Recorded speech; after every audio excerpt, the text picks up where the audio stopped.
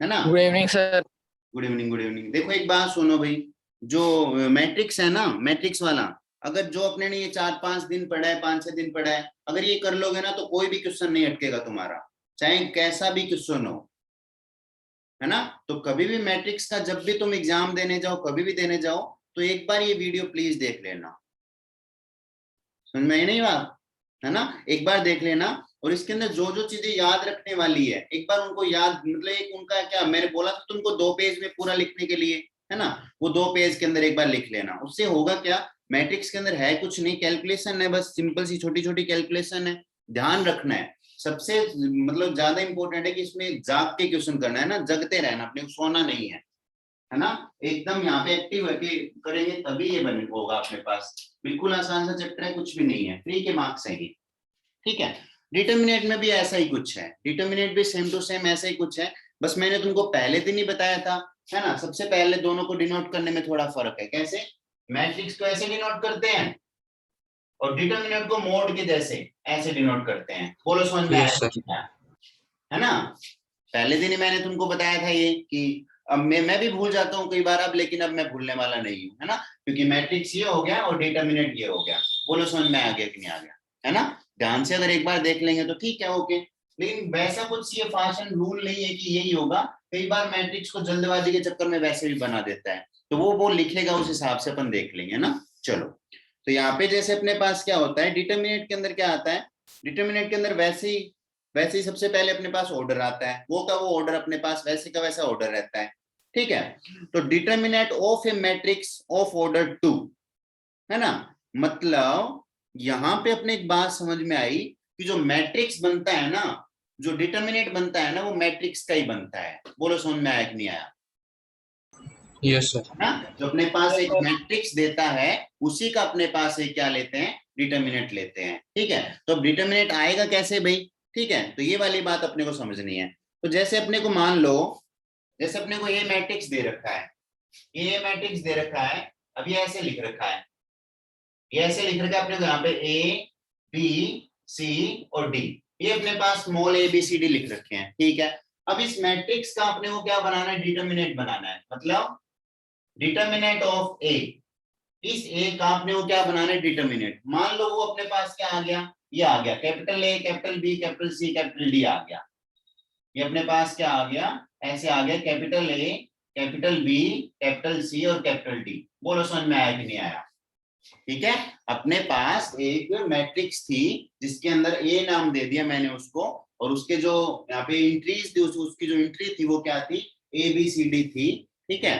अब अपने को इससे क्या बनाना है, अपने को डिटर्मिनेट बनाना है। तो मैंने मान लिया कि इसका जो डिटर्मिनेट ऑफ ए, है ना, डिटर्मिनेट ऑफ ए होगा, जो ए का डिटर्मिनेट होगा वो उसकी एंट्री मैंने मान ली कि वो capital A B C D है। ठीक है, कोई प्रॉब्लम नहीं है, फेयर इनफ।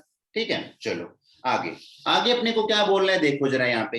अब अपने को रिमार्क्स, जितने भी मैथमेटिक्स के अंदर रिमार्क्स आते हैं एनसीईआरटी के अंदर, बहुत इंपॉर्टेंट, सबसे इंपॉर्टेंट यही होते हैं ना। ये चीज अपने को समझनी चाहिए। तो क्या बोल रहा है देखो, ये बोले फॉर मैट्रिक्स ए, है ना, for matrix A determinant of is A read as determinant of A. ठीक है। नॉट मॉडुलस ऑफ ए, है ना। ये बात बहुत इंपॉर्टेंट है, बहुत बच्चे इसमें गड़बड़ करते हैं। इसको अपन क्या पढ़ेंगे, डिटर्मिनेट ऑफ ए पढ़ेंगे, डिटर्मिनेट ऑफ ए, है ना, डिटर्मिनेट ऑफ ए। बच्चे इसको क्या पढ़ते हैं, मोड ऑफ ए पढ़ देते हैं, जो कि गलत बात है भाई। बोलो समझ में आ गया कि नहीं आ गया, है ना। तो वो तुमको ध्यान रखना है कि कौन सा मैट्रिक्स है कौन सा, दोनों का साइन बिल्कुल सेम है, दोनों का साइन बिल्कुल सेम है। तो इसको तुमको कभी भी मोड नहीं पढ़ना है। मोड होगा तो वो लिखेगा कि इस मोड का मतलब क्या है, मोड का मतलब है A greater than equal to zero, है ना, जीरो से बड़ा जीरो से छोटा वो अलग बात है। ये अपना क्या बनता है, ये अपना बनता है डिटर्मिनेट ऑफ ए। ठीक है। एक दूसरा पॉइंट उसने क्या लिखा है, only square matrix have determinate. सबसे इंपॉर्टेंट बात, सबसे इंपॉर्टेंट बात, ओनली स्क्वायर मैट्रिक्स का क्या बनता है, डिटर्मिनेट बनता है, बाकी किसी का डिटर्मिनेट नहीं बना सकते।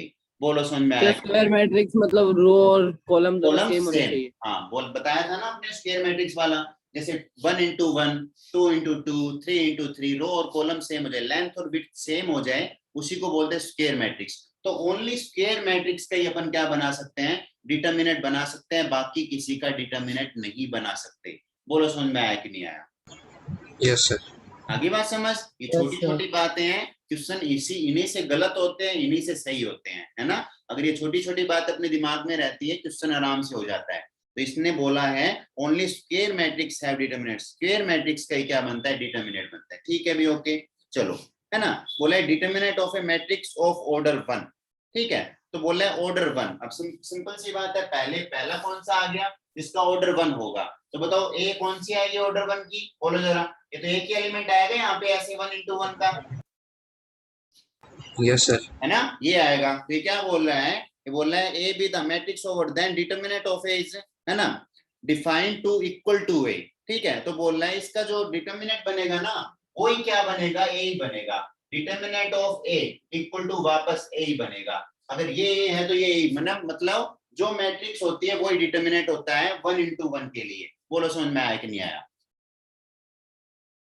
Yes sir. है ना, 1 into 1, 1 + 1 जो 1 ऑर्डर की मैट्रिक्स होती है उनके लिए जो अपना डिटरमिनेंट बनता है वो क्या होता है, वो का वो सेम टू सेम होता है ए के लिए। ठीक है, अब सिंपल सी बात अपन समझ रहे हैं कि मैट्रिक्स कौन सा, स्क्वायर मैट्रिक्स। तो 3 into 2, 2 into 3 वैसे तो बन नहीं सकता, तो ओनली कौन सा आएगा इसके बाद में, 2 into 2 का आएगा। तो मान लो सेकंड इसके अंदर क्या अपने पास ए कोई मैट्रिक्स है तो कितने ऑर्डर का है, 2 into 2 का, ऐसे ए बी सी डी, ये 2 into 2 का है। तो इसका डिटरमिनेंट अपने को अगर बनाना हो, इसका अगर अपने को डिटरमिनेंट बनाना हो तो अपने को क्या करना पड़ेगा, यहाँ पे सोल्व करवाना पड़ेगा। कैसे सोल्व करवाना पड़ेगा, जैसे देखो उसने ए अपने को एक मैट्रिक्स दे दी, अब इसने एक अपन उसके जैसे ही करते हैं इसमें ना, अपने तरीके से नहीं, क्योंकि वहां से फिर बनाने में आसान हो जाएगा। तो ये आगे अपना A11 A12 A21 A22, ठीक है, ये अपने पास आ गया। ठीक है, अब यहाँ पे इसका क्या निकालना है अपने को, डिटरमिनेंट ऑफ ए निकालना है। तो डिटरमिनेंट ऑफ ए क्या आएगा अपने पास, देखो वापस मैं इसको क्या लिखूंगा, मैं इसको लिखूंगा डिटरमिनेंट ऑफ ए। ठीक है, डिटरमिनेंट ऑफ ए क्या बन जाएगा, ऐसे अपने पास आ जाएगा वापस। ठीक है, ये अपने पास वापस आ जाएगा, वही सारे एंट्रीज वापस आ जाएगी ऐसे, A11 A12, है ना, A21 A22, ये आ गया। अब इसकी अपन डायरेक्ट वैल्यू निकाल सकते हैं, इसकी अपन डायरेक्ट क्या निकाल सकते हैं, वैल्यू निकाल सकते हैं। वैल्यू कैसे निकलेगी इसकी वैल्यू ऐसे निकलेगी, मैं इसको याद करो 10th क्लास में अपने पास एक मेथड था क्रॉस मल्टीप्लिकेशन मेथड, ठीक है, जिसके अंदर अपन ऐसे कुछ करते थे, है ना। तो ये वाला माइनस ये वाला अपने पास इसकी क्या बन जाएगी, वैल्यू। मतलब क्या आएगा यहाँ पे, A12 into A22 माइनस में A21 into A12। बोलो समझ में आया कि नहीं आया? Yes sir. है ना, और ये बात अपन बहुत अच्छे से जानते हैं, एक बार दोबारा बताना। है ना। देखो डिटरमिनेंट ए अपने को ये दे रखा है, तो डिटरमिनेंट ऑफ ये बनेगा जिसकी वैल्यू अगर अपने को निकालनी है तो ये कैसे आता है, क्रॉस मल्टीप्लिकेशन मेथड अपने 10th क्लास के अंदर एक था इक्वेशन को सोल्व करवाने को, उसके अपन उसके अंदर ऐसे करते थे, पहले लिखते थे x फिर लिखते थे y, x के नीचे ऐसे कुछ आता था फिर लिखते थे 1, फिर यहाँ पे लिख के इसको ऐसे करवा के इसको ऐसे करवा के वो क्रॉस मल्टीप्लिकेशन करवा के करते थे वैसा कुछ। ठीक है, तो ये वाला वही कुछ यहाँ पे ऐसे बन रहा है। इसकी वैल्यू कैसे आएगी, इस डिटरमिनेंट 2 क्रॉस 2 के कैसे आएगी।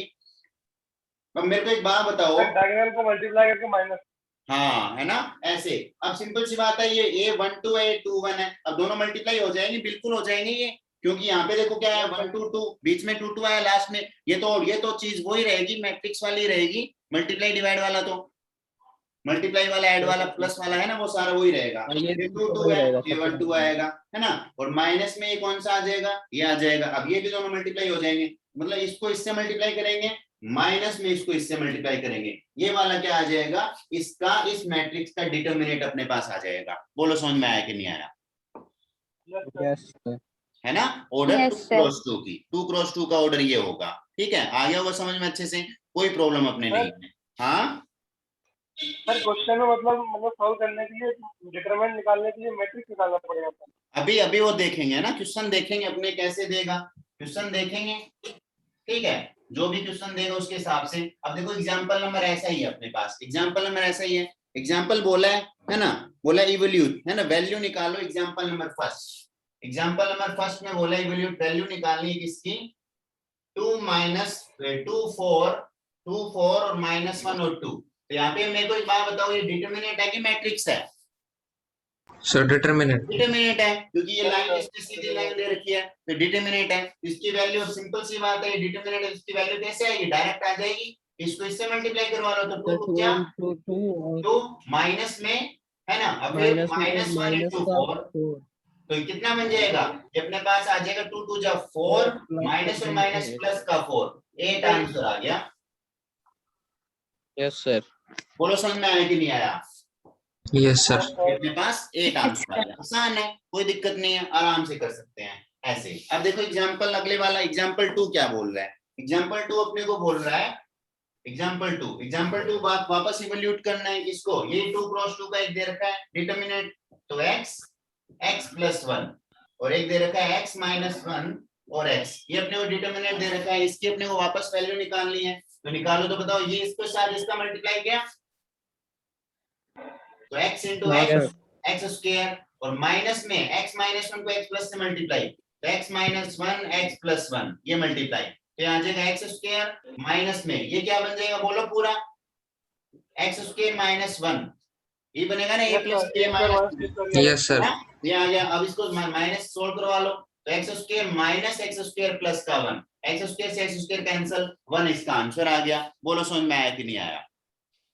Yes sir. है ना, ये इसका डिटरमिनेंट आता है, कोई दिक्कत नहीं है, आराम से अपन कर सकते हैं। 2 क्रॉस 2 का हो चाहे 1 क्रॉस 1 का हो, दोनों अपने 1 क्रॉस 1 का तो वही वैल्यू आएगी जो उसने लिखा होगा मैट्रिक्स में डिटरमिनेंट में, 2 क्रॉस 2 का अपन ऐसे सोल्व करवा लेंगे, ठीक है। अब अगले वाला है अपने पास है determinant of matrix of order 3 cross 3, ठीक है। अपने पास क्या होता है 3 क्रॉस 3 के मैट्रिक्स का डिटरमिनेंट अगर अपने को निकालना है, डिटरमिनेंट एक वैल्यू होती है भाई, है ना, डिटरमिनेंट ये लिखते हैं ना तो इसकी डायरेक्ट अपन वैल्यू लिख सकते हैं, जैसे मैट्रिक्स में नहीं लिख सकते अपन कि इसकी वैल्यू कितनी है, लेकिन डिटरमिनेंट में डायरेक्ट लिख सकते हैं। बोलो समझ में आया कि नहीं आया, ठीक है।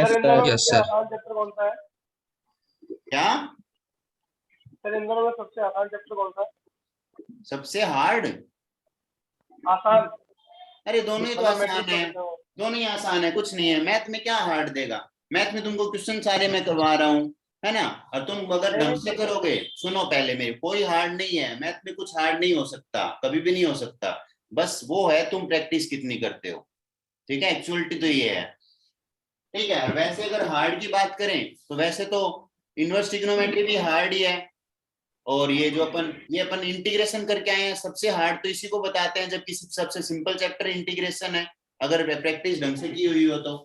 सबसे हार्ड मानते हैं हाँ इंटीग्रेशन, यस सर। पूछना चाहिए, हाँ यस सर, बच्चे भी बोल रहे थे। है ना, किसी टीचर से सबसे सब इंटीग्रेशन का नाम लेते हैं ना, तो पहले टीचर बच्चों को डरा देते हैं, जबकि सबसे सिंपल चैप्टर वो है। तो वही बात है ना, अपनी अपनी सबकी वो अपनी अपनी थिंकिंग होती है, चॉइस होती है।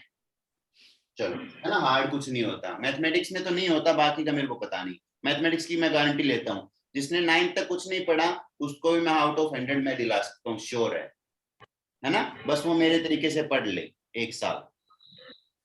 चलो आगे आगे अपने पास अभी कई बच्चे ऐसे हैं, बहुत सारे बच्चे ऐसे हैं जिनको मतलब 8th 9th में वो आए थे तब उनके मतलब 35% आते थे, और अभी उनके 90% आ रहे हैं मैथमेटिक्स में, बहुत सारे बच्चे हैं ऐसे, है ना। तो वो हार्ड कुछ नहीं होता, वो एक मतलब पढ़ने का तरीका होता है, एक क्वेश्चन बताने का तरीका होता है, एक खुद करने का तरीका होता है, वो सारी चीजें होती है ना। चलो देखो इधर अपने पास क्या दे रखा है, 3 क्रॉस 3 का अपने को मैट्रिक्स दे रखा है, तो सिंपल सी बात है ये अपने को ये मैट्रिक्स दे दिया।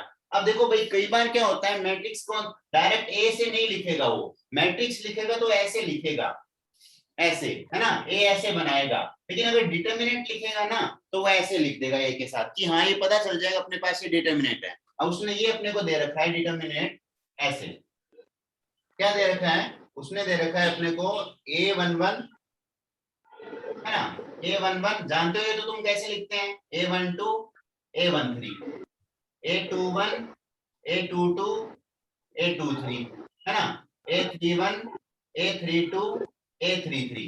बोलो समझ में आया कि नहीं आया, ठीक है, ये यस सर। अब तुम्हारी मर्जी है, तुम इसको इसके अंदर क्या है, तुम्हारी मर्जी है, तुम्हारी मर्जी है, तुम इसको किसके किसके लिए सोल्व कराओगे। कई इसको क्या करते हैं फर्स्ट रो के रिलेटिव में सोल्व करवाते हैं, कई इसको क्या करते हैं सेकंड रो के, कई इसको करते हैं थर्ड रो के, है ना, कई इसको करते हैं इसके, मतलब जो तुम चाहो उसके रिस्पेक्ट में इसको सोल्व करवा सकते हैं। बोलो समझ में आया कि नहीं आया, है ना। जो तुम चाहो यस सर। उसके रिस्पेक्ट में सोल्व करवा सकते हैं। अब सोल्व होगा कैसे, देखो भाई, है ना, मैं पूरे एक बता देता हूँ सब कुछ का, उसमें सब कुछ तुम कर सकते हो। मैं क्या कर लेता हूँ, इस फर्स्ट रो के रिस्पेक्ट में इसको सोल्व करवा लेता हूँ। तो देखो, कभी भी लिखना स्टार्ट करोगे हमेशा क्या आएगा, सबसे पहले तुम्हारे पास आएगा कि यहाँ पे पहले तुम देखोगे एलिमेंट कौन से ऑर्डर का है वो, तो 1 into 1 का है क्या, मैं इसके रिस्पेक्ट में सोल्व करवा रहा हूँ 20 को, है ना। तो पहला एलिमेंट क्या है बताओ अपने पास, बोलो सर A11 है ना, A11 है, ठीक है। तो हमेशा क्या लिखोगे सबसे पहले, -1 की पावर उसका ऑर्डर, बोलो समझ में आया कि नहीं आया। Yes sir. तो वो क्या है ऑर्डर उसका 1 + 1, मतलब दोनों है ना उनको ऐड कर दोगे, बताओ समझ में आया कि नहीं आया। Yes sir. सब लोग बच्चे समझ लो, है ना। ये जो भी जिसके भी मतलब फर्स्ट रो फर्स्ट कॉलम जिसके भी रिस्पेक्ट करवाना सबके लिए ये है, जो लिखोगे सबसे पहले -1 की पावर और उसका रो प्लस कॉलम, है ना, पावर में आ जाएगा, और फिर साथ में लिखोगे उसको खुद को, मतलब A11। बोलो समझ में आया कि नहीं आया। Yes yes sir. सर। है ना। अब क्या करोगे, अब जो तुमने एलिमेंट लिया है उस रो को छोड़ दो, उस कॉलम को छोड़ दो, बोलो समझ में आया कि नहीं आया। तो फर्स्ट रो Yes, को sir. छोड़ना पड़ेगा, फर्स्ट कॉलम को छोड़ना 8 to पड़ेगा, 2 है ना। तो अपने पास क्या बचेगा, बाकी बचा उसको उसका बना लो ऐसे डिटरमिनेंट, तो वो आ जाएगा A22 A23 A32 A33। बोलो समझ में आया कि नहीं आया। Yes sir. ठीक है, ये वाला मैंने इसके रिस्पेक्ट पहले इसके रिस्पेक्ट में करा लो, तो फर्स्ट एलिमेंट लिया, तो मैंने क्या किया, -1 की पावर 1 + 1, ठीक है। और ये अपने पास क्या आ गया, ये अपने पास क्या आ गया, फिर A11, ठीक है। अब ये मैंने रो छोड़ दी, ये कॉलम मैंने छोड़ दिया, तो ये 4 बचे, इन चारों का मैंने 2 × 2 का एक तरीके से डिटरमिनेंट बना लिया, ठीक है। अब प्लस में अब सिंपल सी बात है, फर्स्ट रो के रिलेटिव में ले रहा हूं, फर्स्ट एलिमेंट मैंने ले लिया, अब सेकंड एलिमेंट लूंगा, तो वापस ये का ये तरीका कैसे, -1 की पावर, बताओ 1 + 2 आएगा क्या, यस सर। यस सर 1 2 है ना, तो 1 + 2 है ना, -1 की Yes, पावर sir. 1 + 2, और फिर साथ में अब इसके लिए ले रहे हैं, तो ये A12 वाला को छोड़ दो, ये वाला कॉलम छोड़ दो, तो ये 2 और ये 2, तो यहाँ पे क्या बनेगा, Yes, sir. यहाँ पे अपने पास बनेगा A21 है ना, और A23 और यहाँ पे आ गया A31 और ये आ गया A33। बोलो समझ में आया कि नहीं आया, हाँ बोलो सर सुधांशु। -1 और पावर 1 + 2 के बाद 812 नहीं आएगा। हाँ वो भी आएगा, हाँ वो आएगा, वो लिखा मैं भूल, है ना। वो अपने पास क्या आएगा, इनटू में मल्टीप्लाई में आएगा A12। बोलो समझ में आया कि नहीं आया, यस सर। Yes, sir. है ना। ये अपने पास आ गया, अब प्लस में इसके लिए लेंगे तो वापस यही, है ना।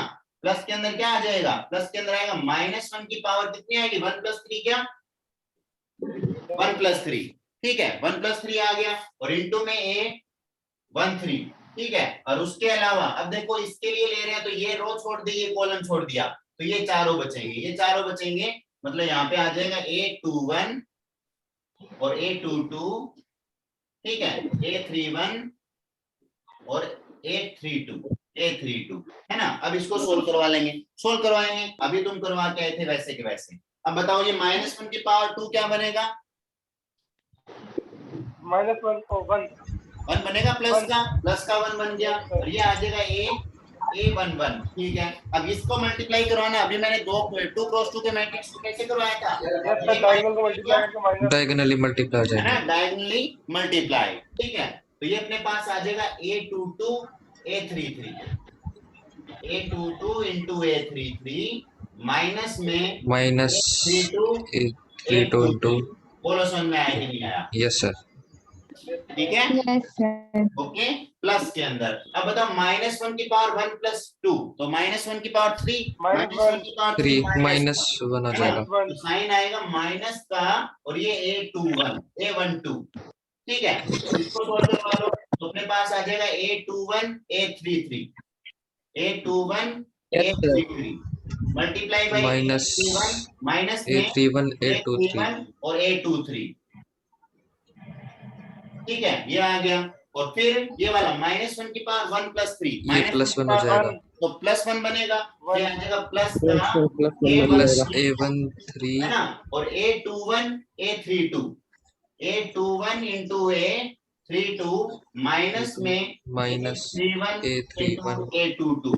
बोलो समझ में आया कि नहीं आया? ये यस क्या सर बन गया इसका पूरा वैल्यू, इस 3x3 की डिटर्मिनेंट की ये वाली पूरी वैल्यू आ जाएगी। बोलो समझ में आया कि नहीं आया? अब मुझे नहीं लगता यस सर इससे ज्यादा एक्सप्लेन करके बताने की जरूरत है। आगे समझ ये सर आगे समझ में है ना? अब अपन एक काम Yes, sir. करते हैं, इसको किसी कोई और रो कोई और कॉलम के लिए करवाते हैं। चलो करवाओ, है ना? तो देखते हैं, बताओ।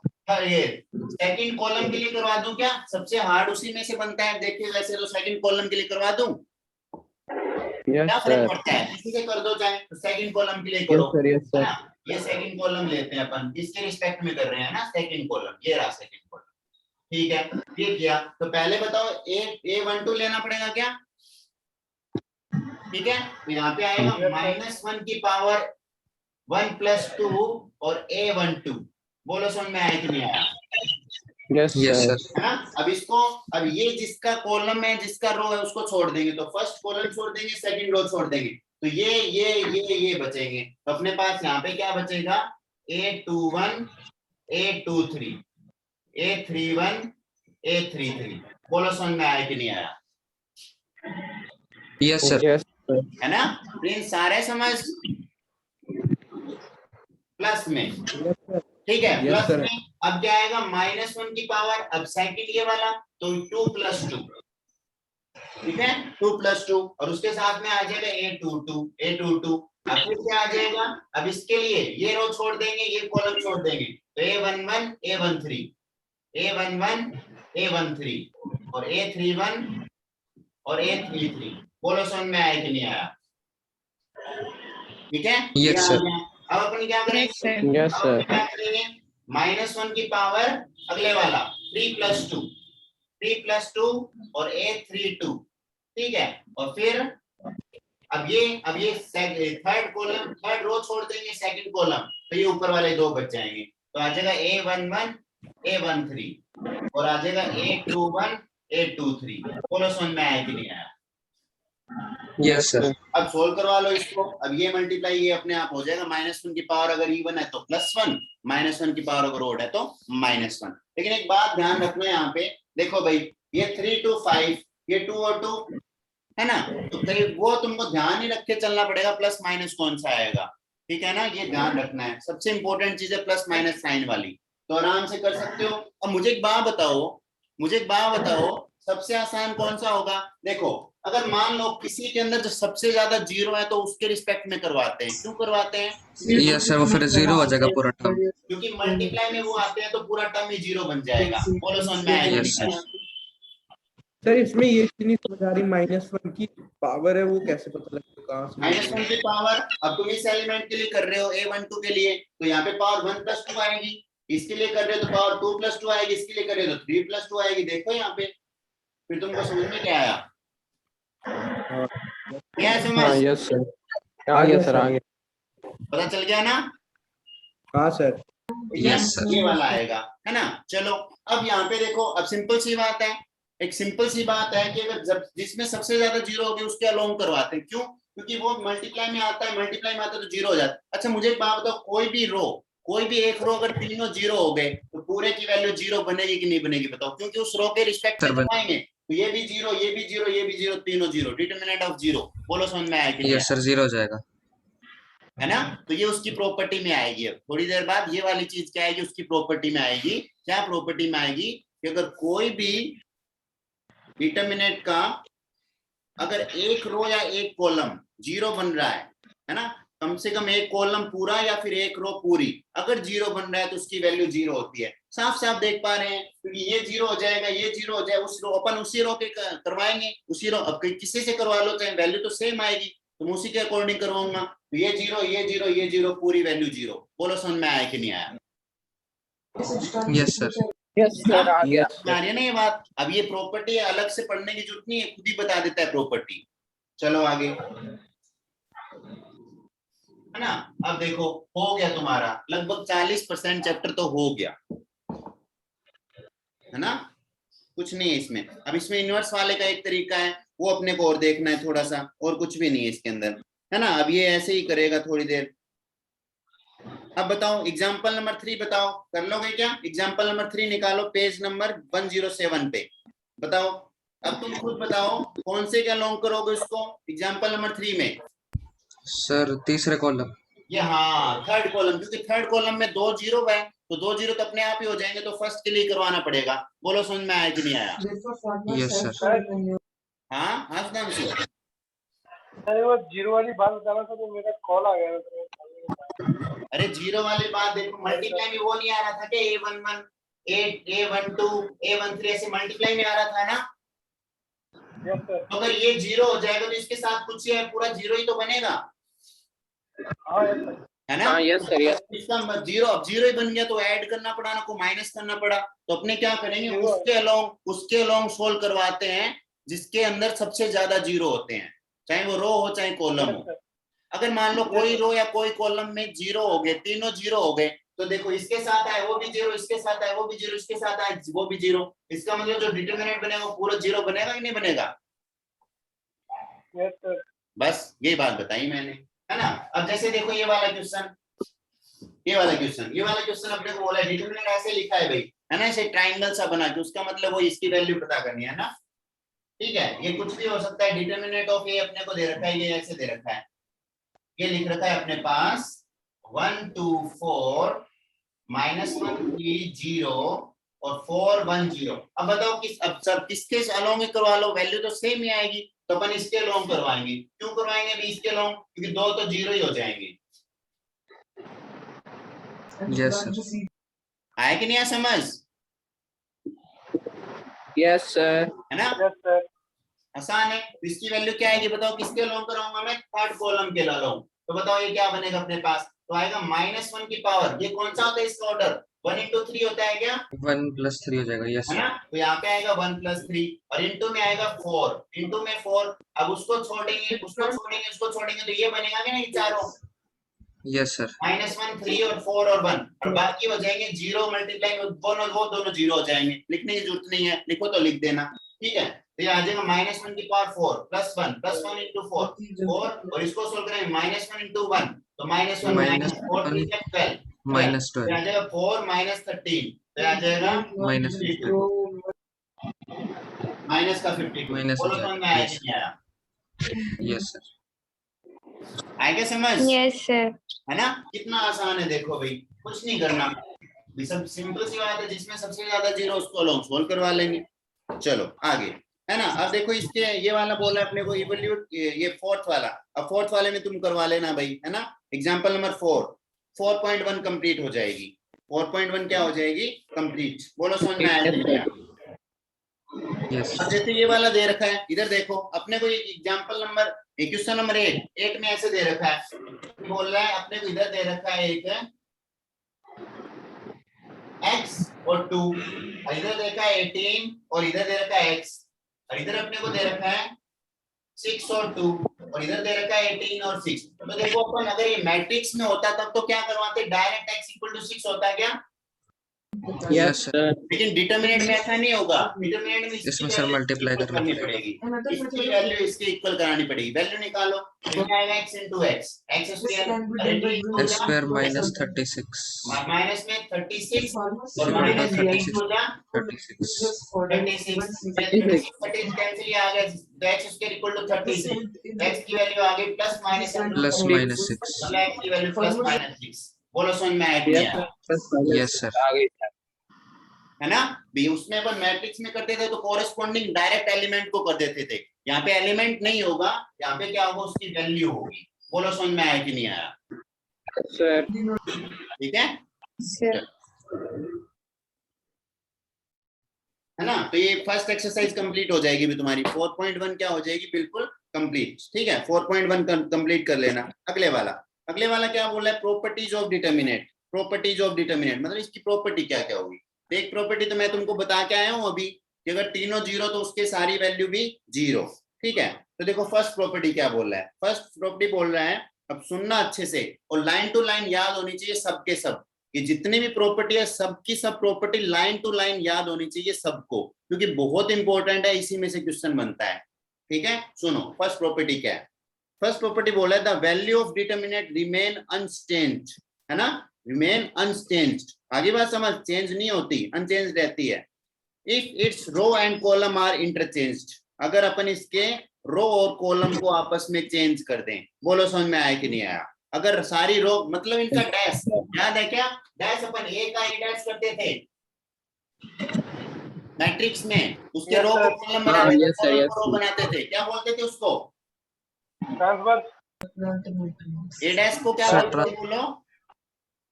सर ट्रांसफर करते थे ना एक ट्रांसपोज, कॉम्प्लीमेंट। है ना? तो इसका मतलब ये हो गया कि यहाँ पे इसका ट्रांसपोज कर दूंगा तो इसकी वैल्यू चेंज नहीं होगी। बोलो समझ में आया कि नहीं आया?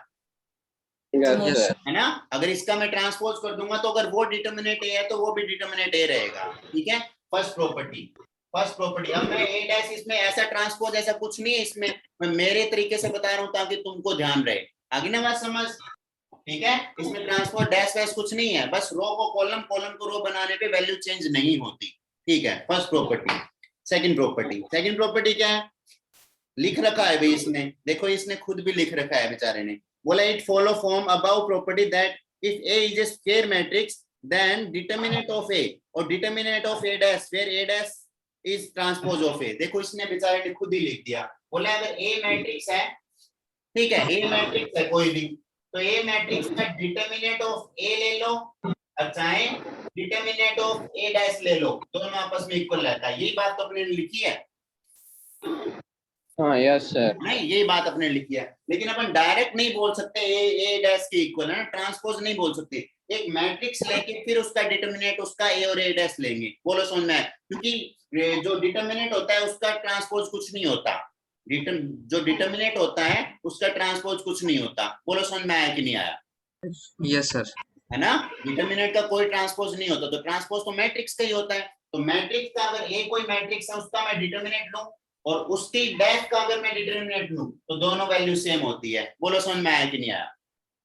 Yes, sir. है ना? रो को कॉलम, कॉलम को रो बना के अगर इंटरचेंज कर दे सारी कॉलम सारी रो को आपस में, तो कोई फर्क नहीं पड़ता, वैल्यू अनचेंज रहती है। ठीक है, सेकंड प्रॉपर्टी क्या है?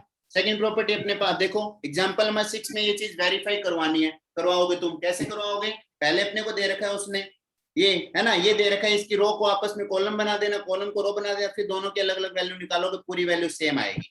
ठीक है, करना इसको। एग्जांपल नंबर 6 कर लेना।